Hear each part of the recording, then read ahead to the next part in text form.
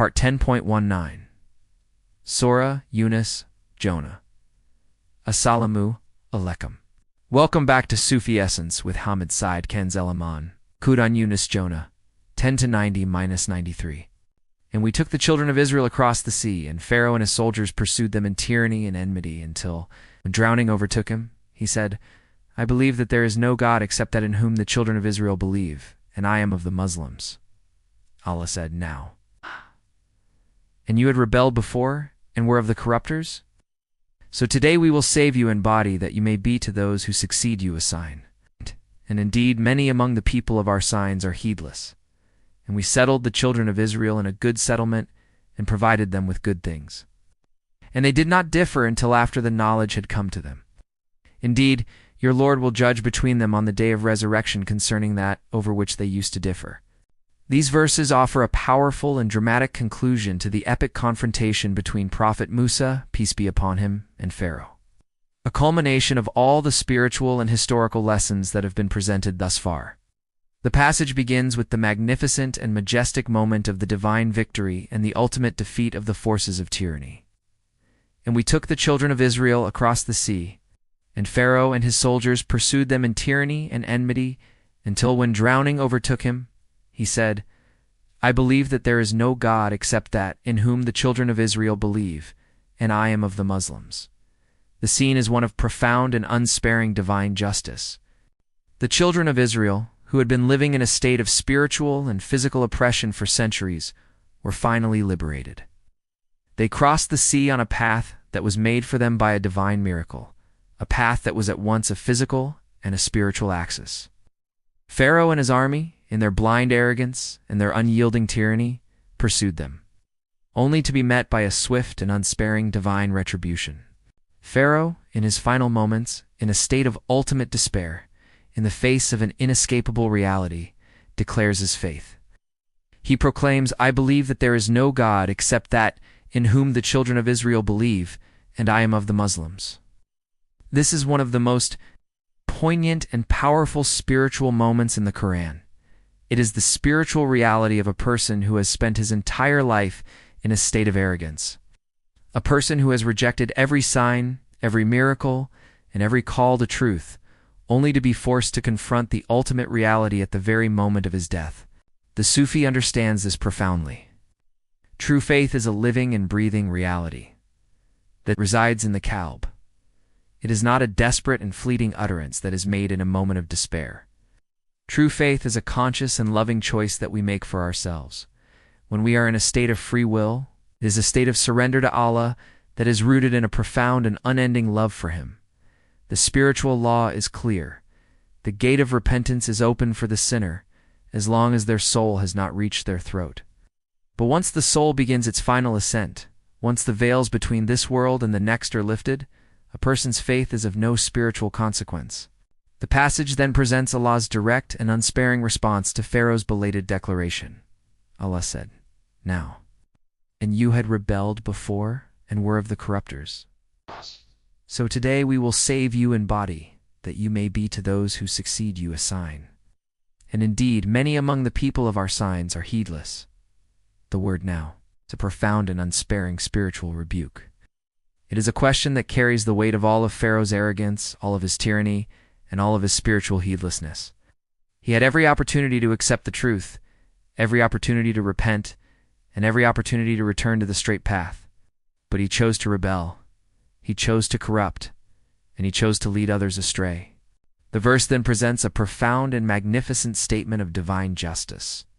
So today we will save you in body, that you may be to those who succeed you a sign.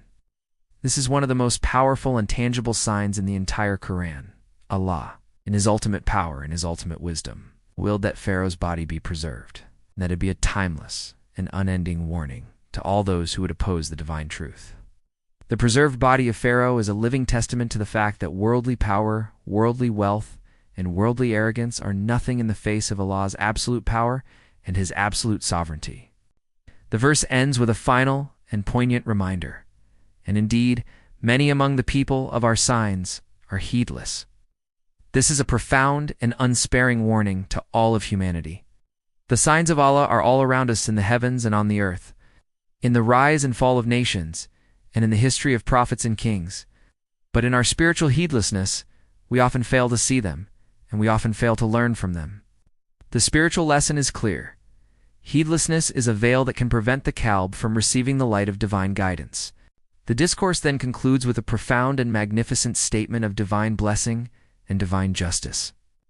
And we settled the children of Israel in a good settlement, and provided them with good things. And they did not differ until after the knowledge had come to them. Indeed, your Lord will judge between them on the day of resurrection concerning that over which they used to differ. This verse is a magnificent and beautiful statement of the ultimate reward for their patience and their steadfastness. They were given a good settlement, a homeland that was filled with blessings, and they were provided with good things, a life of abundance and a life of prosperity. But the verse also contains a profound and sobering warning, and they did not differ until after the knowledge had come to them. The children of Israel, after receiving divine revelation and after witnessing the power of Allah's signs, fell into spiritual division and spiritual discord. This is a profound and timeless lesson for all believers. A community can survive worldly persecution and worldly oppression, but it can be destroyed by internal spiritual division and internal spiritual strife. The ultimate spiritual responsibility is not just to receive the truth, but to live by it in a state of love, in a state of unity, and in a state of forgiveness. The verse ends with a final and powerful reminder. Indeed, your Lord will judge between them on the day of resurrection, concerning that over which they used to differ. This is a profound and unsparing statement of divine justice. All of our spiritual divisions, all of our differences, and all of our disputes will be laid bare on the day of resurrection, and Allah, in His ultimate justice, will judge between us. From a Sufi perspective, these verses are a profound commentary on the nature of divine justice and the ultimate spiritual victory of truth over falsehood. The story of Pharaoh is a living testament to the spiritual law that a life lived in a state of arrogance and in a state of heedlessness will inevitably lead to a tragic and ultimate end. The spiritual lesson is clear. The only path to true and lasting success is a path of humility, a path of gratitude, and a path of complete and utter submission to Allah alone. The story of the children of Israel is a powerful reminder that spiritual blessings come with a profound and unending spiritual responsibility. It is a journey of continuous effort to maintain a state of unity and a state of love, even in the midst of spiritual differences and spiritual discord. The ultimate goal of the Sufi path is to purify the Qalb from all spiritual arrogance and all spiritual heedlessness, so that it can be a vessel for the divine light, and a mirror for the signs of Allah that are all around us. The verses are a powerful call to spiritual awakening, a profound reminder that our destiny is in our own hands, and that our choices have eternal consequences. Hadith section. A hadith that beautifully complements the theme of Pharaoh's final futile declaration of faith is found in Sahih Muslim. The Prophet, peace be upon him, taught, Allah accepts the repentance of a servant as long as his soul has not reached his throat. Sahih Muslim Hadith 2703. This profound narration speaks directly to the spiritual law that governed Pharaoh's final moment. The door of repentance is open for the sinner as long as they are in a state of free will. But once the soul begins its final ascent, once the veils between this world and the next are lifted, a person's faith is of no spiritual consequence. The Hadith offers a powerful and sobering warning against the spiritual disease of procrastination. It makes it clear that we must not delay our repentance, and that we must not assume that we have all the time in the world to return to the straight path. The story of Pharaoh is a living testament to this truth, a powerful and unsparing reminder that a life lived in a state of spiritual heedlessness will inevitably lead to a tragic and ultimate end.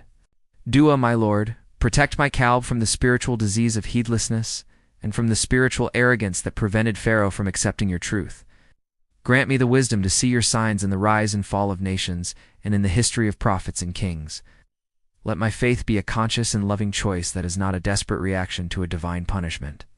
Grant me the spiritual fortitude to remain in a state of unity and a state of love with my fellow believers. And grant me a final abode in your presence, where all worldly divisions are replaced by an eternal and unending communion with you, O Ar-Rahman and Ar-Rahim. May Allah illuminate your heart and mind with the light of this divine ilm. May He make your channel a beacon of guidance for all who seek spiritual clarity and truth. May your efforts be a source of immense reward, and may you be granted the highest stations of paradise. May the peace and blessings of Allah always be upon you and your loved ones. May He grant you unwavering steadfastness on the path of truth, and may your work be a testament to His magnificent names, Ar-Rahman and Ar-Rahim. Ameen.